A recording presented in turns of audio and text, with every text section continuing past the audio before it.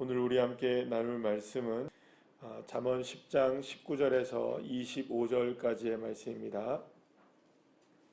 잠언 10장 19절부터 25절까지의 말씀 함께 합독하시겠습니다. 말이 많으면 허물을 면하기 어려우나 그 입술을 제어하는 자는 지혜가 있느니라. 의인의 혀는 수는과 같거니와 악인의 마음은 가치가 적으니라.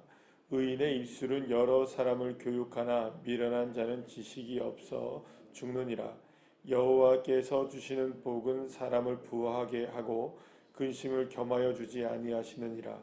미련한 자는 행악으로 낙을 삼는 것 같이 명철한 자는 지혜로 낙을 삼느니라. 악인에게는 그의 두려워하는 것이 임하거니와 의인은 그 원하는 것이 이루어지느니라.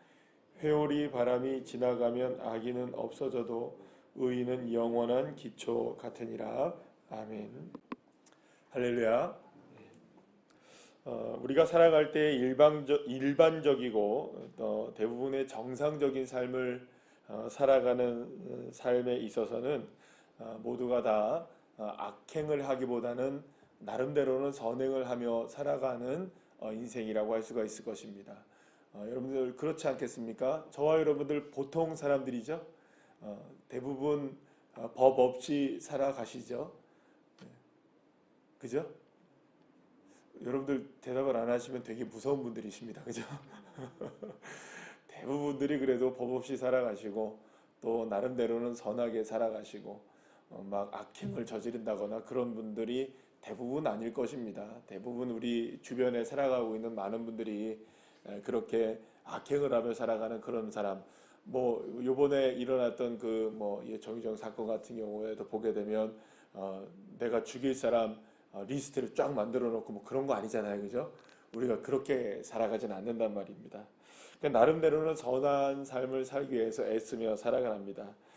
그래서 여러분들 기독교인이 아니더라 할지라도 이 세상에서는 사실은 착한 사람도 많고요. 교회를 다닌다 그래서 더 착하고 교회를 안 다닌다고 해서 더 착하지 않고 이런 것도 아닌 것 같습니다. 그런데 이제 물론 여기에서 이제 우리가 이제 생각해 봐야 될 것은 그래서 오늘 본문 여러분들 한번 23절 말씀 한번 보시면 미련한 자는 행악으로 낙을 삼고 또 명철한 자는 지혜로 낙을 삼는다. 여러분 이 말에 우리가 생각을 해보게 될 때 그러면 이렇게 생각을 할 수 있겠어요. 미련한 자가 악행을 행한다, 좋아한다 말하는데 하지만 누가 여러분들 우리가 살아가는데 악을 행하는 것을 그냥 낙으로 삼고 좋아하는 사람, 여러분 주변에 그런 사람 친구들 많으십니까? 그렇지 않으시죠? 악을 행하기를 막 좋아하는 그런 사람들이 많지는 않단 말입니다. 그리고 나 자신 스스로 하다 한번 생각을 해보게 될 때에 적어도 나는 악을 막 행하기를 막 낙으로 삼고 살아가진 않죠. 그렇다고 우리가 사실은 지혜를 가지고 막 낙을 삼고 살아가지는 않는다 할지라도 악을 막 낙으로 삼고 살아가지는 않기 때문에 나는 적어도 미련한 자 그 정도는 아니겠구나. 그렇다고 썩 지혜로운 자는 아닐지 모르겠지만 썩 나쁜 미련을 행하는 사람들은 아니겠구나, 이런 생각을 우리가 할 수 있게 됩니다. 자, 그런데 우리가 한번 생각해 봐야 되겠습니다. 정말 나는 미련한 자가 아닌가 한번 생각을 한번 해봐야 되지 않겠습니까? 문제는 여기서 말하는 악행을 단순하게 우리가 정말 이제 말하는 악행, 그래서 이제 범죄를 이야기하는 것이냐라는 것을 우리가 한번 생각을 해봐야 될 겁니다. 여기서 말하는 이 악행은 단순하게 지금까지 말씀드린 것처럼 도덕적이고 윤리적이고 또 범죄하는, 실제로 어떤 죄를 짓는 그런 이야기만을 이야기하는 것은 아닙니다. 지금까지 이제 솔로몬이 이야기를 해왔던 맥락으로 우리가 보게 되면은 여기서 말하는 이 악행이라는 것은 어떤 행위로 드러나는 그것도 물론 이야기를 하는 것이지만 하나님을 떠난 삶, 그래서 하나님으로부터 시작되지 않는 삶, 하나님으로부터 시작되지 않는 마음, 이런 것들이 모두가 다 총체적으로 이게 이야기하는 것이라고 볼 수가 있을 것입니다. 결국 솔로몬이 말하는 악행은 단순하게 어떤 행위에 대한 악행이기보다는 하나님을 떠나 있는 삶, 하나님으로부터 시작되지 않는 그런 모든 생각들과 행동들이야말로 그것은 실제로 악행으로 이어질 수밖에 없을 것이다 라는 이야기를 하고 있는 것이라고 볼 수가 있습니다. 반대로 여러분 생각해 보면 명철한 자가 지혜를 낙을 삼는다는 이 말도 어떻게 보면은 날마다 우리의 삶이 뭐 지혜로운 삶을 여러분들 정말 산다고 우리가 또 생각할 수 있을까요? 뭐 그렇지도 않겠죠. 우리가 앞에 말씀드린 것처럼 썩 미련한 삶을 살지도 않지만 그렇다고 썩 지혜로운 삶을 살지는 않는다고 우리는 생각을 할 수 있습니다. 그런데 여기서 말하는 이 지혜로운 삶이라는 것은 날마다 무슨 뭐 솔로몬처럼 정말로 무슨 어떤 지혜로운 판단을 내리고 어떤 삶에 있어서도 뭐 어떤 그 문제가 없이 우리가 판단을 하고 늘 언제나 옳은 판단을 하는 정직한 판단을 하는 그런 지혜만을 이야기하는 것이 아니라 설령 우리가 그런 삶을 살지 못한다 할지라도 누구로부터 시작되어지면 하나님으로부터 시작되어지는 지혜를 생각을 하고 하나님을 경외하는 마음을 갖게 되고 하나님 앞에 기도하고 시작하고 하나님을 바라보며 시작하는 그런 삶이 어떤 삶이라고 이야기하는 것일까요? 지혜로운 삶이라고 이야기하는 것입니다. 자, 그러면 왜 이것이 악행이고 이것이 또한 지혜로운 삶으로 바뀌어지느냐? 여기에는 출발점이 다르기 때문에 그럴 수 있습니다. 출발이 하나님을 바라보면서 시작하는 삶은 누가 책임을 질까요? 그는 결국에는 하나님이 우리의 삶의 결론과 책임을 져주는 삶이지만 하나님으로부터 시작되지 않는다면 그 책임도 누구에게 책임을 지어지지 않는가요?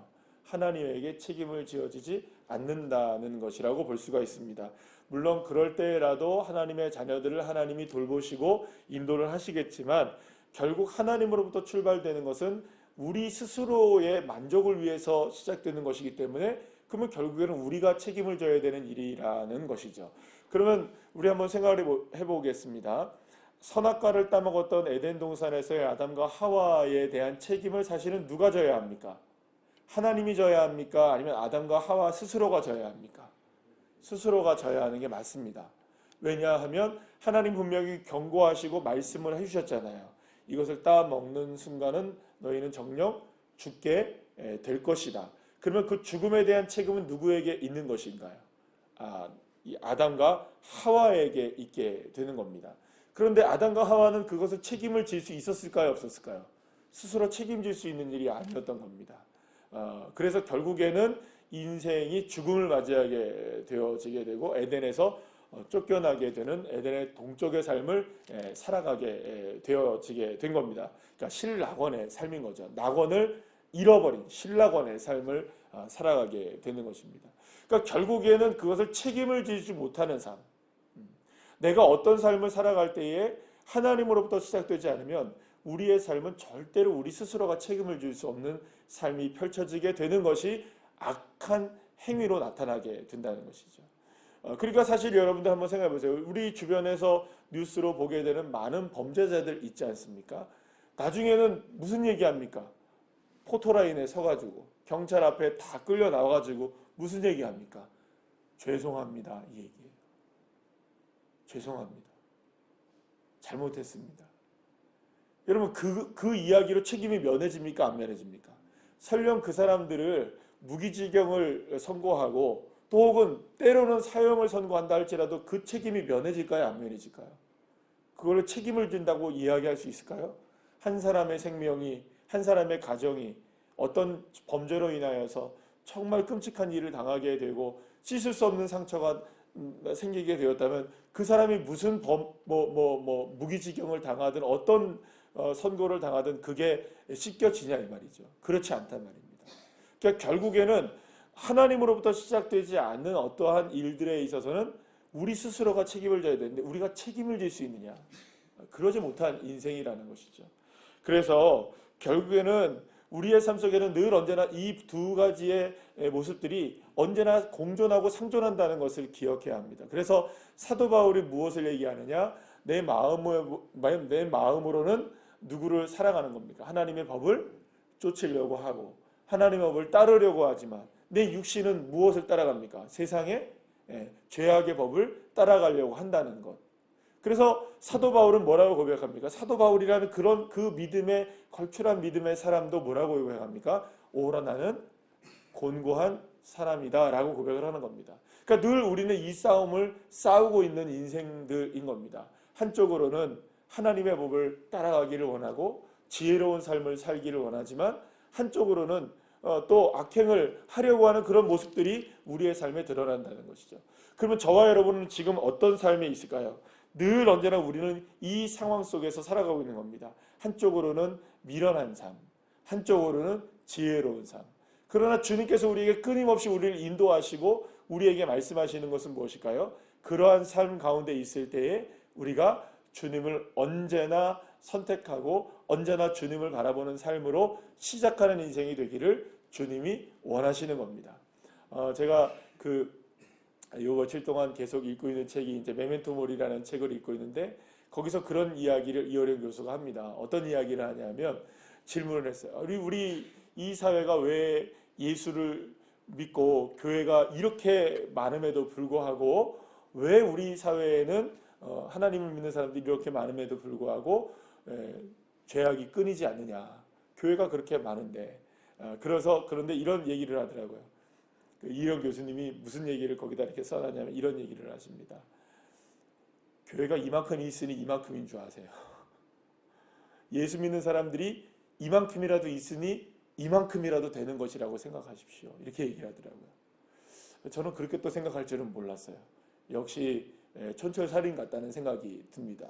여러분들 그렇죠? 지금 만약에 그나마 교회가 없다면, 그나마 예수 믿는 사람들이 없다면, 물론 우리 자신 스스로를 생각해 볼 때 나는 여전히 여러분들 우리는 예수를 믿어도 정말 지혜로운 사람이라고 우리가 썩 지혜로운 사람이라고 생각하지 못하지만 그래서 썩 뭐라고 생각하고 살아갑니까? 미련한 사람도 아니라고 생각하는 이런 어정쩡한 삶을 우리도 살아가고 있다는 걸 고백하죠. 그러나 여러분 그럼에도 불구하고 우리는 누구로부터 시작하려고 애를 씁니까? 하나님으로부터 살려고 애를 쓰기에 이 새벽에 나와 기도하고 하나님을 바라보고 있는 거 아니겠습니까? 그래도 새벽에 주님 앞에 교회를 위해 나라를 위해 민족을 위해 기도하는 여러분들이 계시니 그래도 이 나라가 여러 가지 어려운 점에서도 이렇게 주님의 은혜 가운데 여전히 괜찮은 나라 아니겠습니까? 그죠? 아멘이죠. 문제 많지만 그럼에도 불구하고 그나마 좋은 민족, 우리나라 좋은 나라 아니겠습니까? 그나마 기도하는 여러분들이 있으니까, 그나마 주님을 바라보는 우리가 있으니까, 나는 부족하지만 우리가 주님 앞에 기도하고 시작하면 그렇게 주님으로부터 출발을 하게 되면 우리가 지혜로운 자의 삶을 삶으로 정말 좋은 열매들이 맺어지게 될 줄로 믿습니다. 그래서 여러분들, 저와 여러분 그래도 오늘도 다시 한번 도전하는 겁니다. 비록 내 삶이 정말 부족하고 연약하지만 그럼에도 누구를 바라보며 사는 겁니까? 주님을 의지하고 살고 주님으로부터 시작하고 다시금 내 초점을 누구에게 다시금 맞추고 주님께 맞추는 삶을 살면 우리의 삶이 미련하고 악한 자의 삶에서 지혜롭고 선한 삶으로 우리의 삶 속에 열매가 맺어지게 될 줄로 믿습니다. 그래서 오늘도 주님 앞에 기도하십시오. 더 기도하십시오. 더 주님을 의지하십시오. 그 모든 결과는 주님께 맡기고 우리의 삶 모든 것 주님 앞에 맡기며 나갈 때 하나님께서 놀라운 은혜를 저와 여러분의 삶에 풍성하게 허락해 주실 줄로 믿습니다. 기도하시겠습니다.